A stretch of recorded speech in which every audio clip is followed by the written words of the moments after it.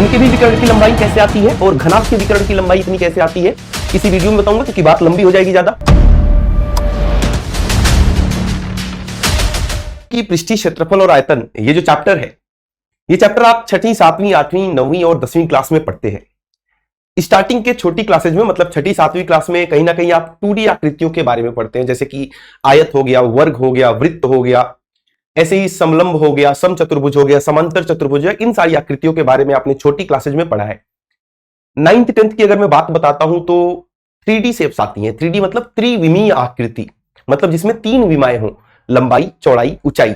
3D figure आप लोग जानते होंगे, जैसे आप लोगों ने पढ़ा भी होगा 9th और 10th क्लास में, 8वीं क्लास में भी पढ़ाया जाता है। जैसे अगर मैं एक आकृति की बात करता हूं घन और घनाभ के बारे में, घन जो आप लूडो का डाइस खेलते हैं, है ना, लूडो खेलते हो ना, वैसा घन होता है। माचिस की डिब्बी जो होती है वो घनाभ होती है।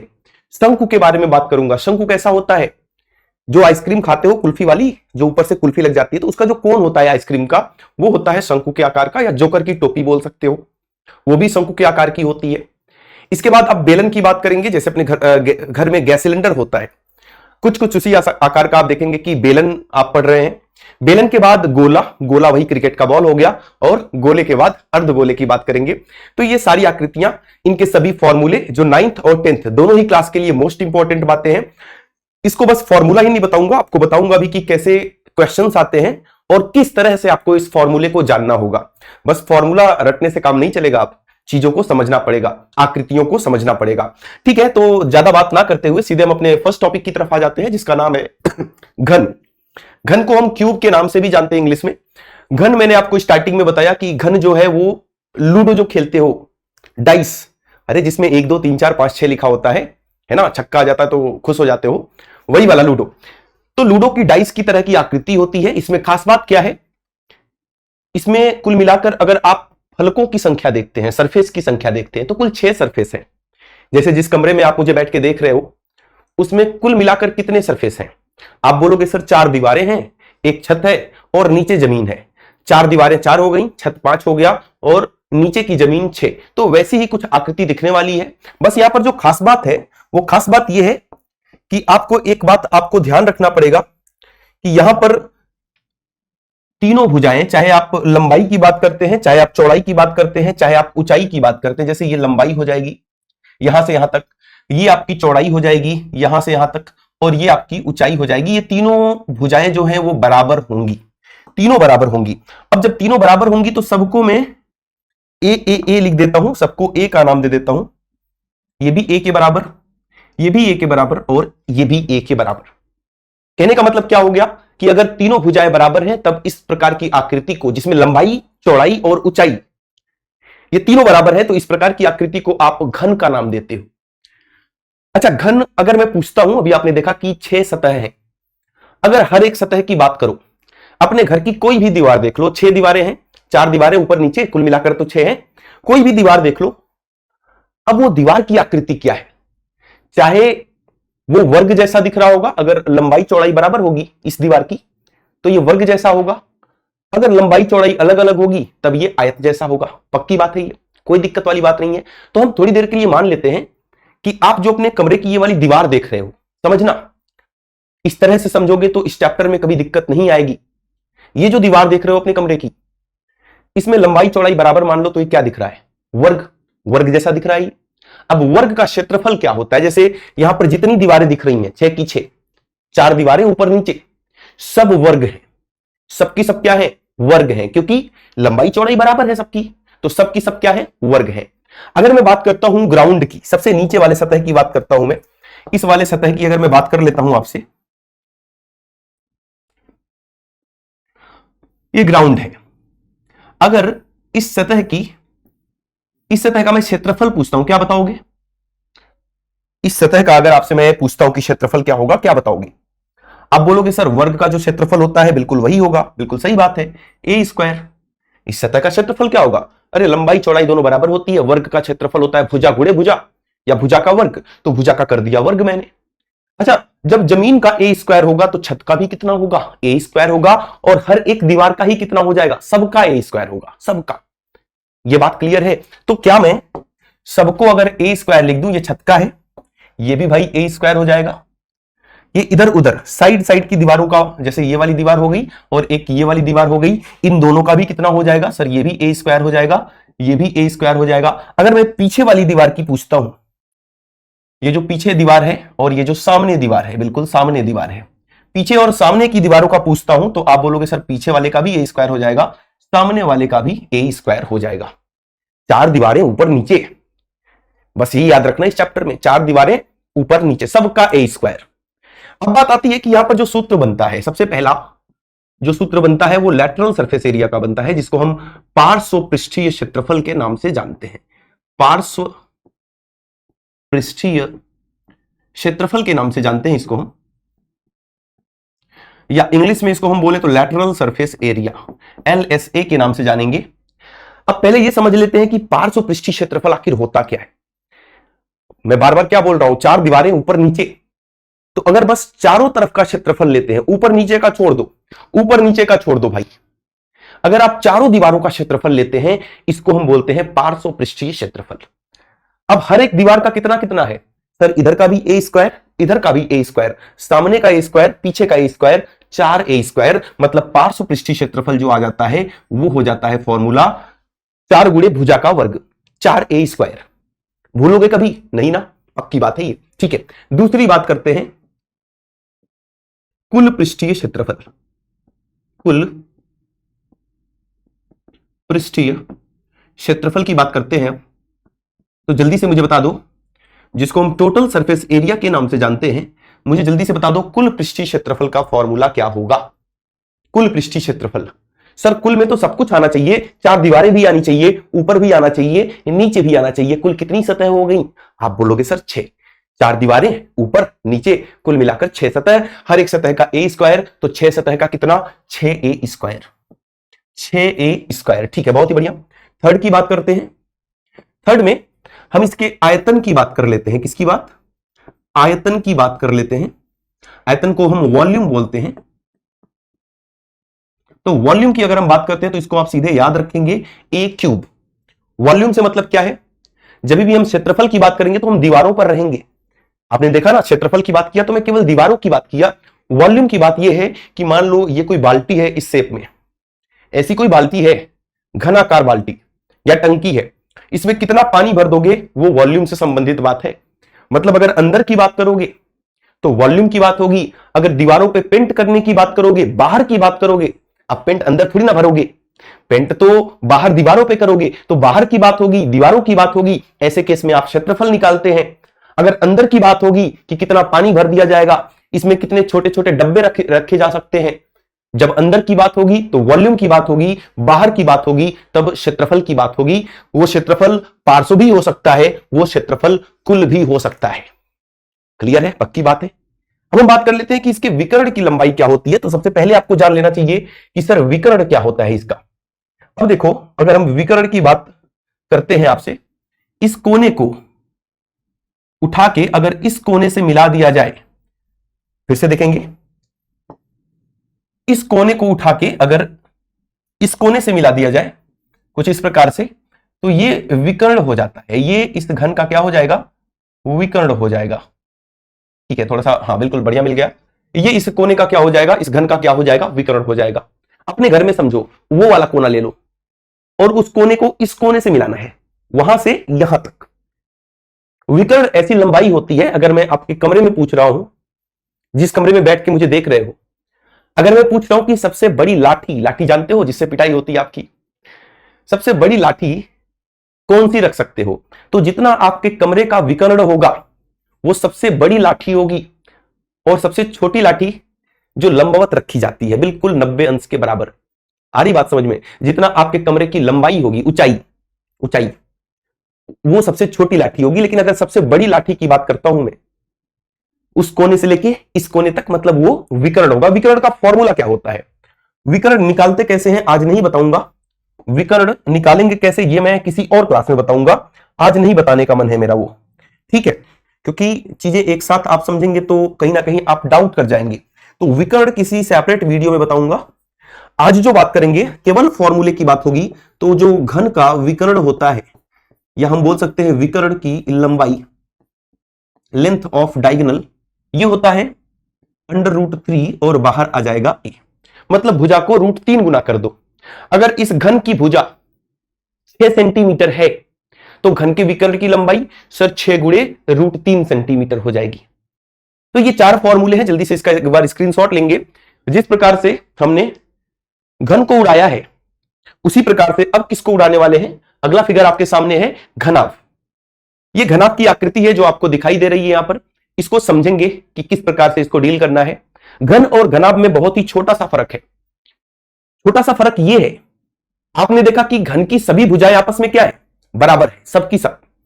और घनाभ की अगर मैं बात करता हूं तो घनाभ में एक भुजा अलग जरूर होगी। अगर सारी बराबर हो गई तब तो वो घन हो जाएगा। 2 बराबर हुई, एक अलग हुई तो भी घनाभ है, तीनों अलग हुई तो भी घनाभ है। क्लियर है ना। एक भी मतलब अलग हो गया तो घनाभ हो जाएगा। ठीक है, तो हम स्टार्टिंग से मान के चलते हैं कि इसकी जो 3 भुजाएं हैं, इसकी दोस्त जो तीनों भुजाएं हैं, ये लंबाई का काम करती है यहां से लेके यहां तक, ये चौड़ाई का काम करेगी यहां से लेके यहां तक, और ये जो है ये ऊंचाई का काम करेगी। तो आपको कभी भी लंबाई चौड़ाई ऊंचाई बनाना हो तो जिस प्रकार से मैंने इसका एक कोना ये वाला पकड़ लिया, एक कोना पकड़ लिया, इसको मैं लंबाई बोल रहा हूं, इसको मैं लंबाई बोलूंगा L, ये चौड़ाई हो जाएगा B और ये ऊंचाई हो जाएगा H। इतनी बात क्लियर है। ध्यान से देखो फिर से, ये लंबाई हो गया, ये चौड़ाई हो गया और ये क्या हो गया, ऊंचाई हो गया H। हो सकता है 2 बराबर हो, एक अलग हो सकता है तीनों ही अलग हो। इसमें भी कितने सरफेस है, कितने पृष्ठ हैं। आप बोलोगे सर ये तो हमारे कमरे जैसा ही है, इसमें भी 6 पृष्ठ हैं। अगर मैं नीचे वाले पृष्ठ की बात करता हूं, और 6 पृष्ठ जो है ना वो लगभग आपको आयत की तरह ही दिखेंगे। कभी कभी वर्ग भी दिख सकता है कोई एक, सारे वर्ग नहीं दिखेंगे, लेकिन ये मान के चलेंगे कि सब आयत है। और आयत का क्षेत्रफल क्या कहता है, पता है ना क्या कहता है, जल्दी बताओ। अगर मैं नीचे वाले सरफेस की बात करता हूं, इस वाले सरफेस की, ये जो आपको नीचे दिख रहा है, ध्यान देना, इस वाले सरफेस की अगर मैं बात आपसे करता हूं, जो आपको ये नीचे वाला सरफेस दिख रहा है, ये वाला दिख गया सबको, पक्की बात है ये। हाँ, ये जो नीचे आपको सरफेस दिख रहा है, एक और लाइन बना देता हूं मैं जिससे एकदम बढ़िया से दिखाई दे। इसका क्षेत्रफल मुझे कौन बताएगा। सर जमीन जब हमने अपने घर की देखा तो हमें आयत जैसा दिखाई दे रहा है कुछ, और आयत का क्षेत्रफल कहता है लंबाई गुणे चौड़ाई, मतलब दोनों भुजाओं का गुणनफल। हो सकता है लंबाई चौड़ाई हो, किसी के लिए लंबाई ऊंचाई हो, मतलब दोनों भुजाओं का गुणनफल। तो ये लंबाई है, एक चौड़ाई है। तो अगर इस वाले का क्षेत्रफल मैं पूछता हूं आपसे, जो आपके सामने अभी दिख रहा है, अगर मैं आपसे पूछ लिया इस वाले का क्षेत्रफल बताओ, तो आप बताओगे सर एक तो लंबाई आ रहा है, एक चौड़ाई आ रहा है, इन दोनों को गुणा कर दो तो इसका क्षेत्रफल हमारे सामने आ जाता है लंबाई गुणे चौड़ाई। और जरा अपने घर में देखना, जिस रूम में बैठ के मुझे देख रहे हो, जितना नीचे का क्षेत्रफल जमीन का उतना ही छत का क्षेत्रफल। नीचे का अगर L इंटू बी है, लंबाई गुणे चौड़ाई, तो छत का भी कितना होगा, बराबर है ना। अरे घर का तुम्हारे जो ये कमरे का फ्लोर है और जो छत है, दोनों का क्षेत्रफल बराबर है। हाँ, तो ऊपर का भी, यहां का भी, जो ऊपर है ये, यहां का भी कितना हो जाएगा सर, यही हो जाएगा L इंटू बी, और कोई डाउट वाली बात भी नहीं है। यहां तक समझ में आ गया। इसी प्रकार से मुझे जरा साइड साइड वालों का बता दो। साइड का मतलब कहने का ये है, इस वाले का बता दो, इस वाले का, ये वाला जो मैं रंगीन कर रहा हूं अभी आपके सामने, इसका क्षेत्रफल मुझे जानना है आपसे। इधर का, तो जल्दी से बताओ मुझे इसका क्षेत्रफल कितना हो जाएगा, कौन बताएगा। किसका किसका आंसर आ चुका है। आप बोलोगे कि सर इस वाले का क्षेत्रफल और इधर के इस वाले ब्लू कलर से जो दिख रहा है, नीला वाला, इसका क्षेत्रफल और इसका क्षेत्रफल, दोनों का क्षेत्रफल बराबर होगा। बराबर होगा तो चाहे इसका निकाल लो चाहे इसका निकाल लो। इसमें लंबाई चौड़ाई मैंने लिखा है तो इसका निकालना ज्यादा आसान लग रहा है। तो जितना इधर वाले का क्षेत्रफल होगा उतना ही इधर वाले का, किसी का भी निकाल लो, बराबर बात है। इसमें मैंने देखा एक बी लिखा है, एक एच लिखा है, दोनों भुजाओं का गुणनफल कर दो, क्योंकि आयत में लंबाई गुणे चौड़ाई होती है। तो यहां चौड़ाई और ऊंचाई है, बी फॉर ब्रेथ मतलब चौड़ाई, एच फॉर हाइट मतलब ऊंचाई। तो जरूरी नहीं है कि आयत है तो हमेशा लंबाई गुणे चौड़ाई होगा। अरे लंबाई चौड़ाई जब मैं मानूंगा तब तो लंबाई गुणे चौड़ाई होगा। मैंने क्या मान लिया, मैंने मान लिया चौड़ाई और ऊंचाई, तब क्षेत्रफल क्या हो जाएगा, चौड़ाई गुणे ऊंचाई। और जितना उधर का उतना ही इधर का, तो इसका भी क्या हो जाएगा, आया ना। कोई दिक्कत वाली बात नहीं यहां तक। अब मुझे बता दो आगे पीछे वाला। ये तो बगल बगल वाला हो गया, ऊपर नीचे वाला हो गया, अब आगे और पीछे वाले का बता दो। अगर मैं बात करता हूं आगे वाले का, आगे वाले को कौन से कलर से रंग दिया जाए? हाँ चलो ठीक है, इसी से कर देता हूं मैं। आगे वाले की बात करते हैं दोस्त, और सभी साथी ध्यान लगा कि इसको देखेंगे कि आगे वाला पोर्शन कौन सा। ये आगे वाला पोर्शन है, ये जो कलरफुल आपको दिख रहा है ये वाला आगे वाला पोर्शन है। बिल्कुल है, सही बात है। मजा आता है ऐसे जब मैं पढ़ता था, मतलब तुम लोग भी करते ही होगे, मुझसे कम बदमाश थोड़ी ना होगे तुम। तो जब मैं पढ़ता था स्कूल में, तो जब पढ़ते पढ़ते बोर हो जाता था तो कॉपी पे अपने आप ड्राइंग बनना ऐसे स्टार्ट हो जाती थी, कुछ ना कुछ, है ना, कुछ ना कुछ बनना स्टार्ट हो जाता था। तो ये आगे वाले का क्षेत्रफल की अगर मैं बात करता हूं जो आपको दिख रहा है, अगर मैं इस वाले पोर्शन की बात करता हूं जो बिल्कुल आगे है और इसी के पीछे भी है एक, आगे वाले का क्या हो जाएगा? जल्दी बताओ मुझे। आगे वाले में, इस वाले में लंबाई चौड़ाई आ रही है या चौड़ाई ऊंचाई आ रही है या ऊंचाई लंबाई आ रही है? इसको ध्यान से देखो सर, इसमें एक तो लंबाई आ रही है येलो वाले में, एक तो लंबाई आ रही है और एक ऊंचाई आ रही है, तो इसका क्षेत्रफल आप लिख दो लंबाई गुणे ऊंचाई। और जितना आगे वाले का उतना ही पीछे वाले का, दोनों दीवारें बराबर होती है ना, सामने वाली और पीछे वाली, तो ठीक है, जितना आगे वाले का उतना ही पीछे वाले का। पीछे वाले का मैं यहां से कैसे लिख दूं जिससे कि आपको समझ में आ जाए? तो चलो यहां पर मान लेते हैं कि ये पीछे वाले का है, ठीक है, पीछे वाले का जितना आगे वाले का L इंटू एच था, तो पीछे वाले का भी कितना हो जाएगा? L into H. ये 6 की 6 दीवारों का निकाल दिया, और जो बच्चा ऐसा समझ जाएगा कितना भी घुमा के और किसी भी भयंकर बुक से, है ना, एनसीईआरटी में फिर भी ठीक ठाक सवाल है, किसी भी भयंकर बुक से कर लेना, खुद कर लोगे, मेरी जरूरत नहीं पड़ेगी वहां। लेकिन तुम्हें इस तरह से इसको तोड़ना आना चाहिए, हर एक सतह का क्षेत्रफल निकालना आना चाहिए। जो मैं फॉर्मूले लिखा रहा हूं जरूरी नहीं कि हमेशा फॉर्मूला ही लगेगा। अभी ऊपर का डब्बा खाली कर दिया, इसको ऐसा बना दिया बॉक्स की तरह, बाल्टी की तरह, और बोल दिया ऊपर खाली है, क्या लगाओगे? ना तो सीएसए लगेगा, ना तो टीएसए लगेगा, ना तो पार्श्व पृष्ठीय क्षेत्रफल लगेगा, फिर ना तो कुल पृष्ठीय क्षेत्रफल। तो इस तरह के सवाल आप तभी बढ़िया से कर पाएंगे जब आप इस तरह से तोड़ के फिगर को समझेंगे। ठीक है, तो इसमें भी 4 फॉर्मूले बताओ मुझे। पहला फॉर्मूला किसका? तो पहला फॉर्मूला हो जाएगा सबसे पहला पार्श्व पृष्ठीय क्षेत्रफल, जिसको हम किसके नाम से जानते हैं? पार्श्व पृष्ठीय क्षेत्रफल का फॉर्मूला हो जाएगा, जिसको हम किसके नाम से जानते हैं? LSA, lateral surface area. ठीक है, लैटरल का मतलब ये होता है फ्लैट। अभी जब सिलेंडर पढ़ाऊंगा तो फ्लैट नहीं रहेगा, तब ऐसे टेढ़ा हो जाएगा, सिलेंडर ऐसा होता गोल सा। लेकिन यहां पर दीवारें कैसी हैं? फ्लैट है, तो फ्लैट के लिए हम वर्ड यूज करते हैं लैटरल। ठीक है, lateral surface area. Lateral surface area अभी थोड़ी देर पहले क्या समझाया? 4 दीवारें। क्या?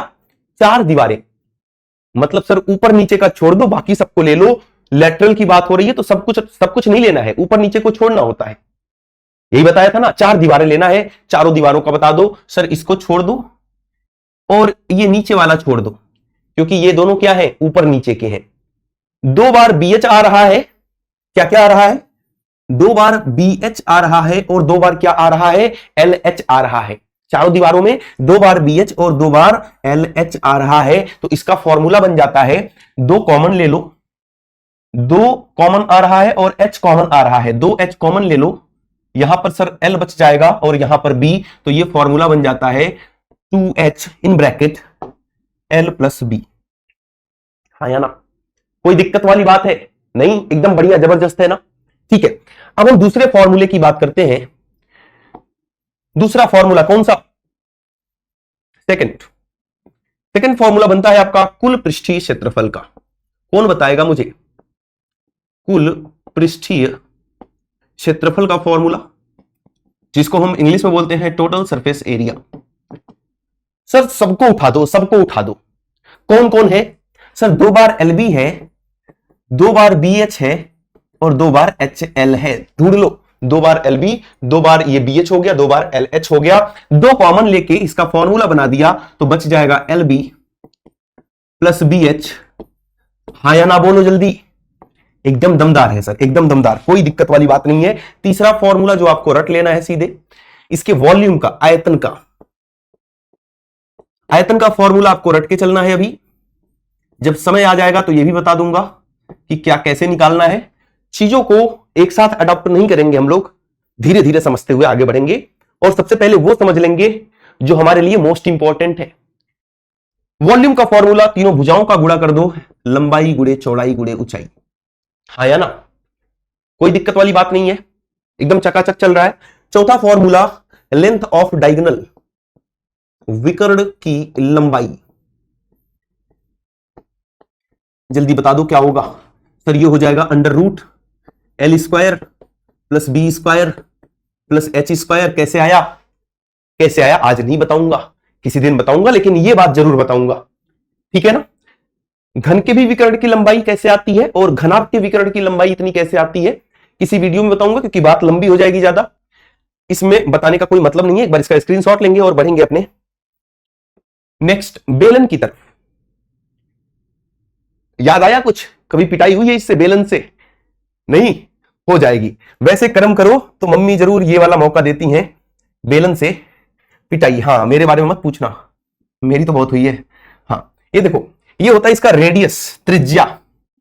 अगर हम बेलन की बात करते हैं तो ऊपर नीचे आपको क्या दिख रहा है? सर ऊपर नीचे वृत्त दिख रहा है। बेलन में ऊपर नीचे क्या दिख रहा है? ऊपर नीचे वृत्त दिख रहा है और बीच में इसका सरफेस ऐसे है, पाइप की तरह। आ रही बात समझ में? तो ये इसका त्रिज्या हो गया। बेलन में ऊंचाई भी होती है। अगर इसके केंद्र से, ऊपर वाले वृत्त के केंद्र से नीचे वाले वृत्त के केंद्र को आप इस प्रकार से मिलाते हैं तो ये इसकी ऊंचाई होती है। दो बातें होती हैं इसमें, एक त्रिज्या और एक ऊंचाई। क्लियर है? कोई दिक्कत वाली बात नहीं है। अभी तक आप पार्श्व पृष्ठीय क्षेत्रफल लिख रहे थे जब मैं चारों तरफ की बात कर रहा था, पार्श्व। अब वो बदल जाएगा, उसका नाम बदल जाएगा, काम वही रहेगा। काम अभी भी चारों तरफ की बात होगी, लेकिन पार्श्व से उसका नाम मैं बदल के क्या लिखने वाला हूं, कौन बताएगा? पार्श्व नहीं लिखूंगा अब उसका नाम कुछ और होगा। अब उसका नाम हो जाएगा वक्र पृष्ठीय क्षेत्रफल। वक्र पृष्ठीय क्षेत्रफल, जिसको हम इंग्लिश में क्या नाम देते हैं? Curved surface area. तो बात वही है, काम वही है। चाहे पार्श्व पृष्ठीय क्षेत्रफल बोले, चाहे वक्र पृष्ठीय क्षेत्रफल बोले, एरिया चार दीवारों का होगा। अगर कुल पृष्ठीय क्षेत्रफल बोलता है तो चार दीवारों के साथ साथ ऊपर का भी और नीचे का भी। तो नाम इसलिए बदल दिया गया वक्र, क्योंकि ये इसका देखो चारों तरफ टेढ़ा है। चारों तरफ क्या है? ऐसे टेढ़ा टेढ़ा। ये फ्लैट होता है, ये वक्र होता है, ये फ्लैट, ये वक्र। तो सिलेंडर में आप देखो चारों तरफ ऐसे है ना, टेढ़ा सा। समझ पा रहे हो? और जब आपने घन और घनाभ में देखा था तो चारों दीवारें अपने घर की देखना एकदम फ्लैट है सर, तो उसका नाम पार्श्व पृष्ठीय क्षेत्रफल था। यहां पर कर्व्ड हो गई, वक्र हो गई, तो इसका नाम क्या हो जाएगा? वक्र पृष्ठीय क्षेत्रफल। क्लियर है? ठीक है।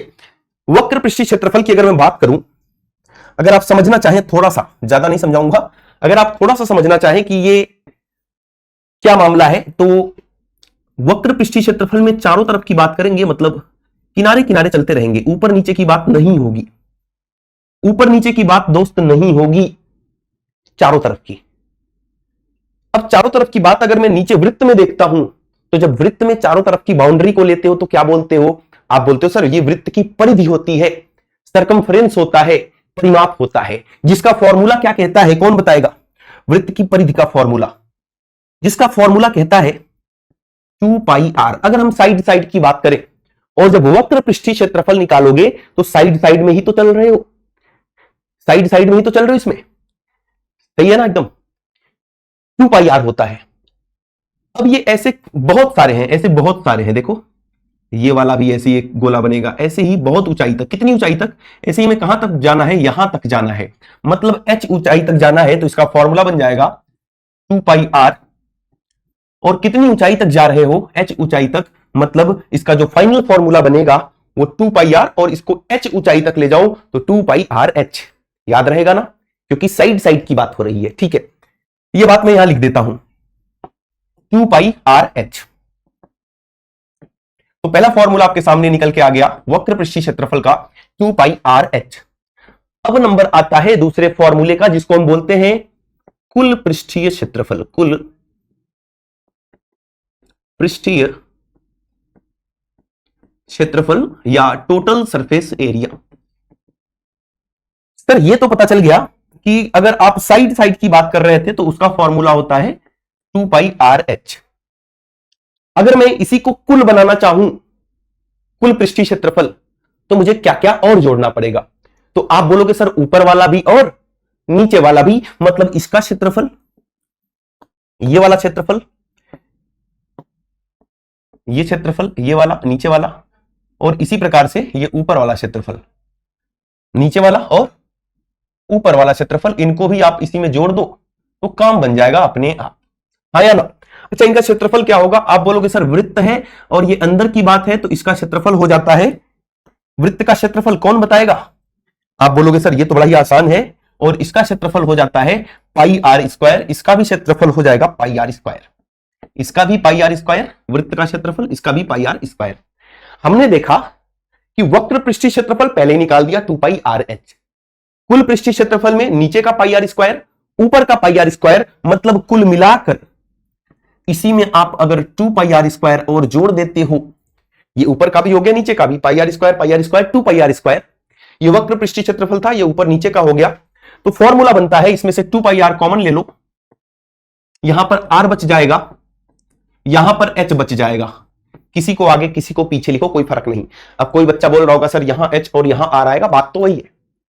समझ पा रहे हो कैसे आ रहा है फॉर्मूला? ये समझना बहुत जरूरी है। अगर ये समझ लिए तो ये चैप्टर तुम्हें ऐसे ही आ जाएगा, अपने आप आएगा, अपने आप, गारंटी है, मजाक की बात नहीं कर रहा हूं मैं। इस चैप्टर में जितनी बढ़िया तुम्हारी इमेजिनेशन होती है, जितना बढ़िया तुम चीजों को इमेजिन कर पाते हो, सोच पाते हो, उतना जबरदस्त तुम काम कर पाते हो। समझ रहे हो बात को? इमेजिनेशन बहुत ही जबरदस्त होनी चाहिए। सवाल देखकर ऐसे आंख बंद करो तो तुम्हारे सामने उसका फिगर बन के आ जाना चाहिए, तुम्हें यह पता चल जाना चाहिए किसका एरिया निकालना है, किसका एरिया नहीं निकालना है। ठीक है, वो सब होगा भी, उसकी टेंशन नहीं है, बस जो चीजें करा रहा हूं उसको समझते जाओ, करते जाओ। तीसरी बात, आयतन की। अगर मैं आयतन की बात करता हूं, वॉल्यूम की बात करता हूं, तो इसका वॉल्यूम हो जाता है पाई आर स्क्वायर, मतलब इसका क्षेत्रफल, और इस पूरे अंदर की बात है ना, आयतन क्या है? अंदर की बात है। तब अंदर अगर मैं एक नीचे का वृत्त लेता हूं तो इसका क्षेत्रफल पाई आर स्क्वायर, इसको एच ऊंचाई तक बढ़ा दो तो इसका आंसर हो जाता है पाई आर स्क्वायर एच। तो छोटी छोटी ट्रिक्स हैं, इनको याद करेंगे कि सर आयतन में वृत्त का क्षेत्रफल इंटू एच कर दो, आयतन बन जाएगा। वक्र पृष्ठी में वृत्त की परिधि इंटू एच कर दो, वक्र पृष्ठी क्षेत्रफल बन जाएगा। कुल में वक्र वाले में 2 पाई आर स्क्वायर, ऊपर नीचे का जोड़ दो, कुल बन जाएगा। तो मिला जुला के सारी चीजें आसान है, प्रैक्टिस करोगे फॉर्मूलों को। देखो, बहुत सारे टीचर बोलते होंगे कि रटना नहीं है, मैं बोलूंगा 2 बातें, फॉर्मूलों को रटना भी है, फॉर्मूलों को समझना भी है, जिससे कि टेढ़े क्वेश्चन आ जाए तो समझने वाले हिसाब से कर लो, और डायरेक्ट क्वेश्चन आ जाए तो हमारा टाइम बच सके, रटने वाले हिसाब से कर लो। दोनों करके चलना है, समझा भी रहा हूं, रटवा भी रहा हूं, दोनों। शंकु की बात करेंगे अब। शंकु की बात में 2 बातें नहीं 3 बातें होती हैं। अगर इसके नीचे जो आपको वृत्त दिख रहा है, अगर वृत्त के केंद्र से वृत्त की परिधि को मिलाते हैं तो ये त्रिज्या होती है, शंकु की त्रिज्या, जिसको हम कौन सा नाम देंगे? आर नाम देंगे। ये क्या हो गई? शंकु की त्रिज्या आर। एक बात पता चल गई। दूसरी बात ऊंचाई की होती है। अगर मैं शंकु के शीर्ष से इसको मिला देता हूं तो ये इसकी ऊंचाई मतलब कि एच का काम करती है, और इसी प्रकार से एक ऊंचाई और होती है, ये तो सीधी ऊंचाई है, ये टेढ़ी ऊंचाई है, जिसको हम तिर्यक ऊंचाई के नाम से जानते हैं। इस नाम से तिर्यक ऊंचाई एल के नाम से जानते हैं। एल क्या है यहां पर? अगर मैं एल की बात करूं तो यहां पर एल क्या है, एच क्या है और आर क्या है, जल्दी से बता दो मुझे। तो आप बोलेंगे सर एल जो है वो तिर्यक ऊंचाई है,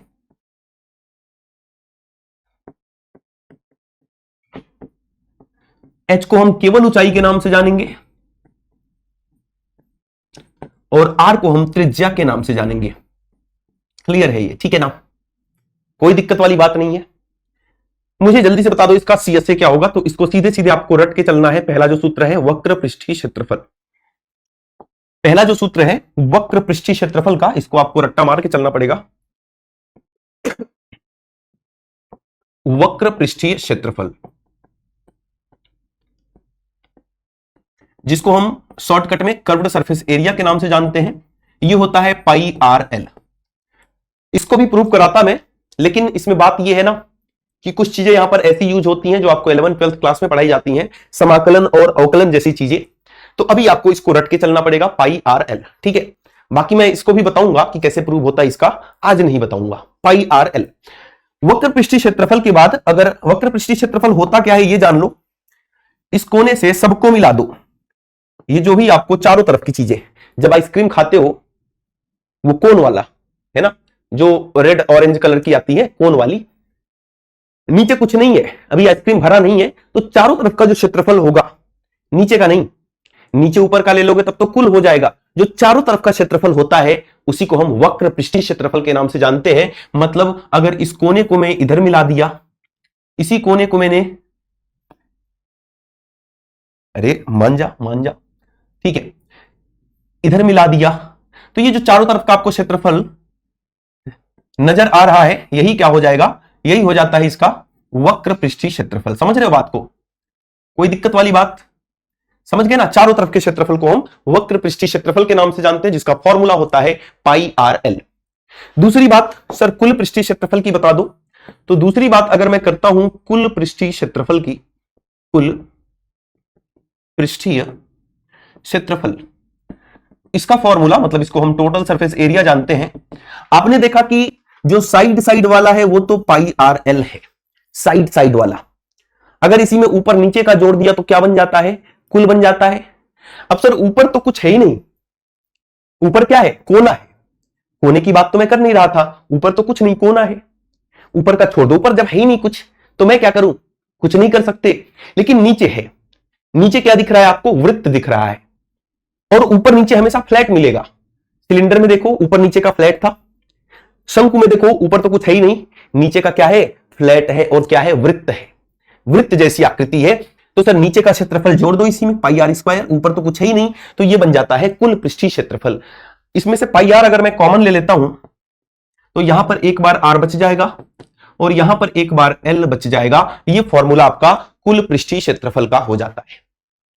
अब आयतन की अगर मैं बात करूं तो सीधे याद रखेंगे, आयतन की अगर मैं बात करता हूं वॉल्यूम की, तो अभी आपको थोड़ी देर पहले बेलन का आयतन बताया, और बेलन का आयतन कितना था, आप बोलोगे सर यही था बेलन का आयतन, क्या बराबर होगा?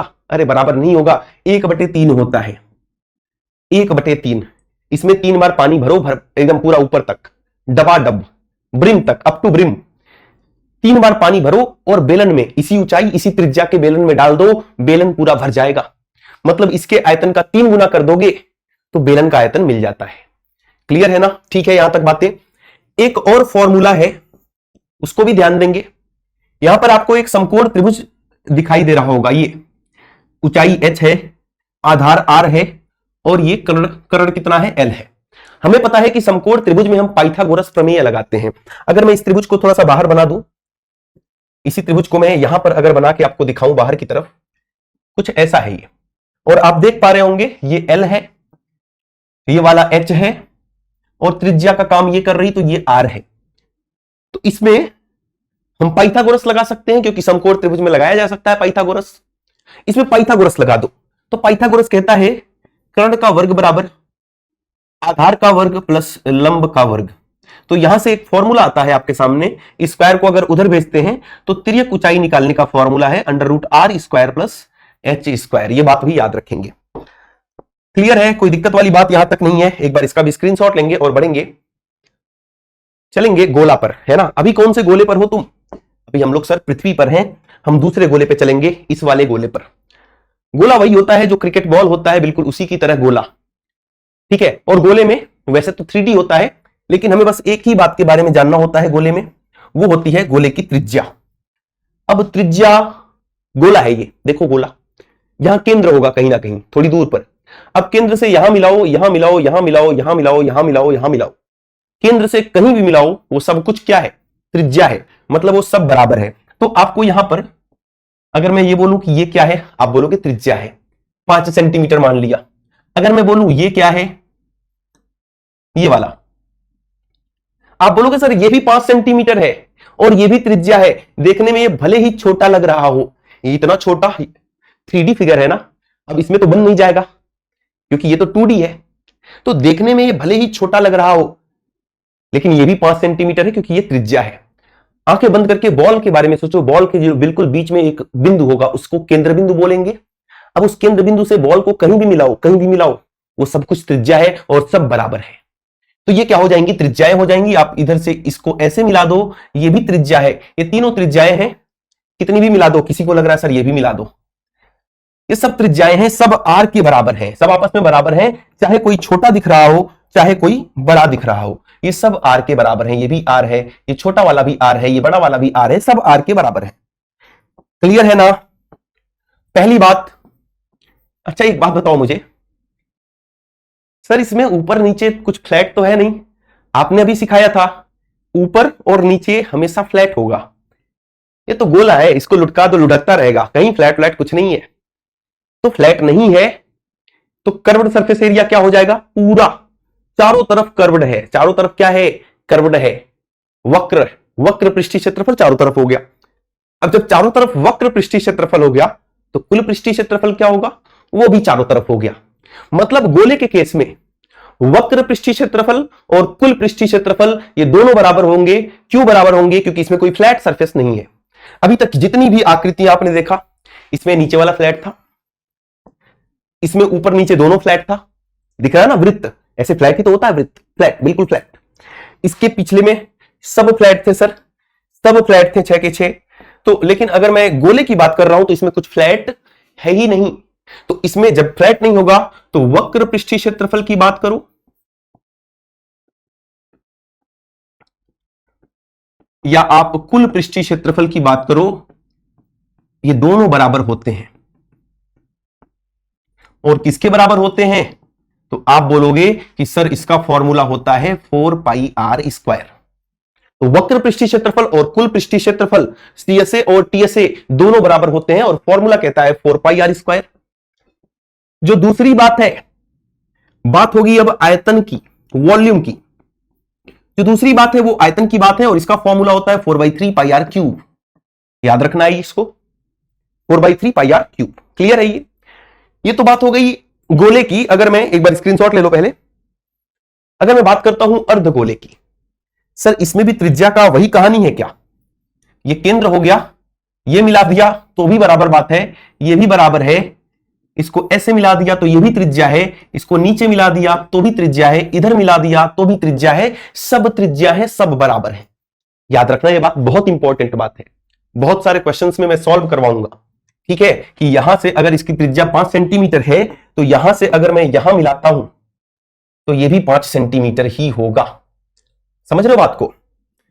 तो ये सारी की सारी क्या है, त्रिज्याएं हैं। अच्छा इसमें बताओ, अभी आपने देखा गोले में वक्र पृष्ठीय क्षेत्रफल और कुल पृष्ठीय क्षेत्रफल दोनों बराबर थे। क्या इसमें भी अर्धगोले में भी वक्र पृष्ठीय क्षेत्रफल और कुल पृष्ठीय क्षेत्रफल बराबर होगा? क्या ऐसा लगता है? तो ऐसा नहीं होगा। ऐसा क्यों नहीं होगा? क्योंकि इसमें आपको फ्लैट सरफेस मिल रहा है। ऊपर देखो, ऊपर वाला वृत्त दिख रहा है और वृत्त एक फ्लैट सरफेस होता है। बिल्कुल सही बात है ना। अरे इसको लुटकाओगे तो इसी के बल आके रुक जाएगा, तबला है ना, तबला खड़ा हो जाता है, लेकिन गोला बॉल जो है लुढ़कती रहती है। समझ रहे हो? ठीक है, अब समझो, सबसे पहले बात करेंगे कि इसका वक्र पृष्ठीय क्षेत्रफल, कर्व्ड सरफेस एरिया कितना होगा, वक्र पृष्ठीय क्षेत्रफल, या इसको हम बोलेंगे कर्व्ड सरफेस एरिया, ये कितना होगा। दूसरी बात हम करने वाले हैं, इसका कुल पृष्ठीय क्षेत्रफल कितना होगा। और तीसरी बात क्या करेंगे, अरे कुछ तो बोलो। तीसरी बात, आयतन कितना होगा, वॉल्यूम कितना होगा। इसका 3 बातें आपको बतानी है। तो याद रखेंगे वक्र पृष्ठीय क्षेत्रफल 2πr² के बराबर होता है। ये वाला कौन सा पोर्शन, अगर मैं पोर्शन यहां पे आपको दिखाऊं तो ये वाला पोर्शन, ये जो आपको पोर्शन दिख रहा है चारों तरफ वाला ये एरिया, ये इसका कौन सा एरिया होता है? आप बोलोगे सर ये होता है इसका वक्र पृष्ठीय क्षेत्रफल, चारों तरफ वाली बात है। अब चारों तरफ के साथ साथ अगर मैं इसमें ये ऊपर का भी क्षेत्रफल ले लेता हूं, ये वाला, चारों तरफ के साथ साथ अगर हम इसमें ऊपर का भी क्षेत्रफल ऐड कर देते हैं तो ये क्या बन जाएगा, कुल पृष्ठीय क्षेत्रफल। अच्छा चारों तरफ का तुमने अभी देखा, मैंने फॉर्मूला आपको रटवाया कि 2πr² होता है वक्र पृष्ठीय क्षेत्रफल। ऊपर क्या दिख रहा है, वृत्त दिख रहा है, और वृत्त का क्षेत्रफल क्या कहता है? आप बोलोगे सर वृत्त का क्षेत्रफल होता है πr²। तो कुल में इसको और उसको जोड़ दो, यहां 2πr², वहां 1 पाई आर स्क्वायर, कुल मिलाकर इसका जो फॉर्मूला बन जाएगा वो हो जाएगा 3 पाई आर स्क्वायर। याद कैसे रखोगे? अर्धगोले से स्टार्ट करो, गोले पे खत्म करो। कैसे sir? 2 pi are square, 3 pi are square, और यहां पर तो दोनों बराबर थे किसके? 4 पाई आर स्क्वायर। तो याद रहेगा ना, 2 pi are square 3 pi are square इधर, और इधर पहुंच जाएंगे तो 4 पाई आर स्क्वायर। 2 3 4, बिल्कुल जबरदस्त। ठीक है, आयतन की बात करेंगे। इसका आयतन कितना था? 4/3 पाई आर क्यूब। इसका आधा कर दो तो इसका आयतन हो जाता है 2/3 पाई आर क्यूब। अब बोलो हाँ या ना? ठीक है, स्क्रीनशॉट ले लिया। तो ये सभी फॉर्मूले थे जिसको हमने बहुत ही बेहतरीन तरीके से एक एक फिगर को समझते हुए, एक एक फॉर्मूले को देखते हुए, जो भी 9 10th में जरूरी है, इसके अलावा कोई फॉर्मूला जरूरी नहीं है, सब करा दिया। क्यूब से उठा के कहां तक? हेमिस्फेयर तक। घन से उठा के कहां तक? अर्धगोले तक। ये फॉर्मूले आप याद रखेंगे। याद करने का तरीका क्या होता है? एक सादा पेज लेना है, ब्लैंक पेज, घन बना देना है। पहले लिखना है घन, फिर उसके नीचे CSA, CSA समझ रहे हो ना? वही वक्र पृष्ठीय क्षेत्रफल या पार्श्व पृष्ठीय क्षेत्रफल जो भी है। LSA, TSA volume, length of diagonal. ठीक है, जो 4 फॉर्मूले कराए। उसके बाद घन। आप फॉर्मूला नहीं लिखना, बस एक तरफ की बात लिखनी है, और उसको पेंसिल से कम 1 हफ्ते तक भरना है। समझ रहे हो ना? पहले घन लिखा, उसके नीचे फिर घनाभ के लिए चार बातें, फिर अपना बेलन आ जाएगा, शंकु आ जाएगा, गोला आ जाएगा, अर्धगोला आ जाएगा। और एक तरफ क्या करोगे? ब्लैंक छोड़ दोगे, उसको पेंसिल से रोज भरना है। 1 हफ्ते करना, जिंदगी में कभी ये फॉर्मूले आपको भूलेंगे नहीं। ठीक है, तो ये काम जरूर करेंगे। ये वीडियो अपने दोस्तों के साथ भी शेयर करेंगे। चैनल पर नए हैं तो सब्सक्राइब कर लेंगे, जिससे कि जितनी भी कॉन्सेप्चुअल वीडियो जाती हैं ये आपको टाइम टू टाइम मिलती रहे, और 9th 10th की आपकी जबरदस्त बेहतरीन तैयारी ऐसी ही चलती रहे, है ना? और वीडियो को लाइक करना बिल्कुल नहीं भूलना है। ठीक है, तो आज के लिए इतना ही था। अपना ध्यान रखेंगे। मैथ्स की जबरदस्त बेहतरीन प्रैक्टिस चलती रहनी चाहिए। फिर मिलेंगे अगली क्लास में किसी शानदार जानदार वीडियो के साथ। तब तक के लिए थैंक यू सो मच।